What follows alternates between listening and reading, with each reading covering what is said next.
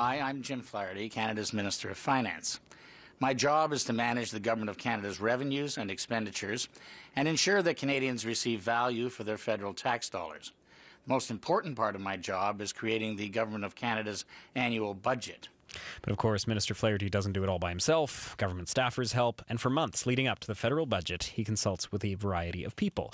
For example, business and labour and healthcare types. But this year, Minister Flaherty also asked high school students for their advice through an organisation called CIVIX, with an X. Students across the country studied the federal budget process in their classrooms. And joining me in the studio are two Canterbury High School students who took part. Noah Grove and Claudie Laguerre are grade 10 students in studio. Hi there.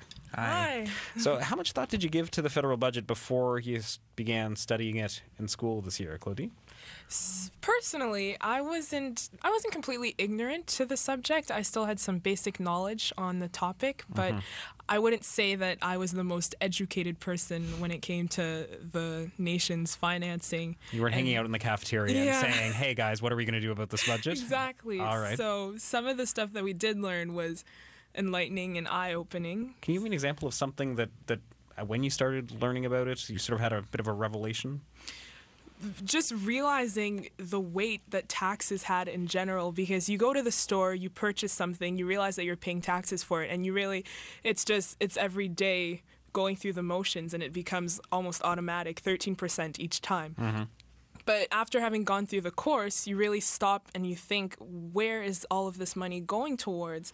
And it really makes you realize how much the money that you're putting towards small pieces at a time, the bigger picture and what it's going towards, and all of the services that they're providing, and really... And also, I suppose, what happens when we talk about lowering taxes. Exactly. That's also where the money is headed to as well. No, how much thought were you giving to the budget before this? Thankfully to my father, that is, I knew there was a budget, and I knew that there were definitely some things that needed to be done. You know, I was ignorant a little bit in saying that, roads need to be fixed and things like that. But getting into it, you really, it's spinning plates. You know, you have to keep them all up, and you have to keep them all satisfied and dealt with. It's quite the balancing act to deal with all the different levels of the finance that has to be addressed in the budget. Was there an example of something which you hadn't really considered before, that once you started examining the budget, you realized how it does affect you?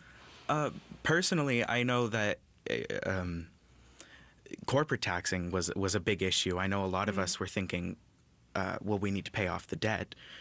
Debt is a part of economy, but corporate taxing is probably the biggest balancing act, because you want jobs to come to Canada and you want them to be given to Canadians, if best. So you can't raise taxes on corporations too high, because then they will take their business elsewhere. And you notice that it's not just a black and white answer. It's not, you need to choose to lower here and bring it up there. It's really quite the job. So I'm curious then, once you started analyzing, I mean, it's interesting even just hearing how you guys have interpreted the information that's out there too. But we're 2 days away from the release of the federal budget. What was the last minute advice that you had for Federal Minister Jim Flaherty as he prepares to unveil it in the country? What do you want to see in it, Claudie? Personally, I know that the budget is going towards the next 5 years, but I wouldn't like for it to stop there. We have to think not only for tomorrow, but as well we have to consider the future and what the repercussions of what our choices might be now, and try to find the best possibilities and the solution to what will give us the best products in the future. So you want to see a budget that takes more time into effect, the idea of a more forward thinking. On what kinds of issues? Like, what sorts of things would you want to see the government thinking about for the next 10 years? Or Well, personally, what's affecting me right now, even though it does touch the provincial sector of the financing, what's more relevant to myself would probably be the education sector. Mm-hmm. So if the more money that's available for the provincial government to put towards education and lowering tuition fees, raising grants, things like that, the more money that's accessible to students and getting them out there studying is what's going to keep our economy moving forward. Things that are touching the federal government more closely, things like the military, the country's defense, the national defense, things like that. It's really a gray area about whether we should be raising self-defense or lowering it, because some people think, oh, well, you can never have too much defense. Others think, well, that money could be going towards something that's more prominent at the time. So it's really... What do you think?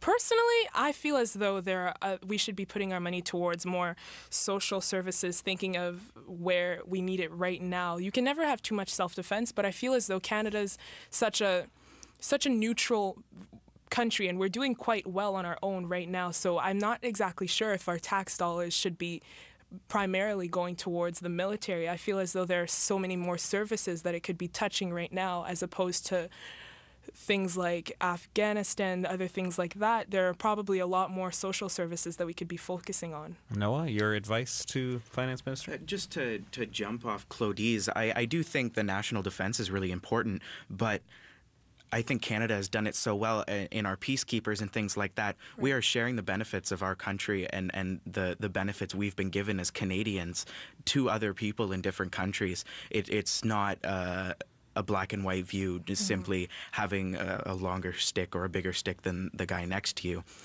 Personally, although I agree that maybe military funding for simply keeping the country safe into itself and against I don't know how to put this, but others. Environmental spending, I think, is something. Claudie was talking about how it's something in front of their face. Mother Nature doesn't come down and say, I need more money, I need more funds for myself to stay healthy.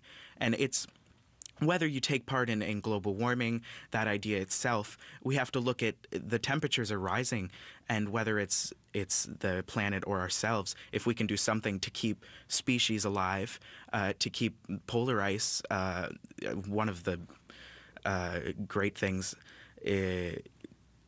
frozen, I think we need to start not sweeping it under the rug and noticing it, even if it's not in front of our face, if it's not telling us what it needs. Which is also going back to the long-term projects that we were touching on earlier. Yeah, seeing it over a longer period of time. All right, well, that's Noah Grove and Claudie Laguerre, grade 10 students at Canterbury High School. This is how federal money and the federal budget is being viewed by high school students out there right now. Federal budget is this Thursday. Finance Minister Jim Flaherty will give a behind-the-scenes view of his budget day via Twitter. You can follow those budget adventures on Twitter at Finance Canada. Guys, thanks so much for coming in. Thanks for having us.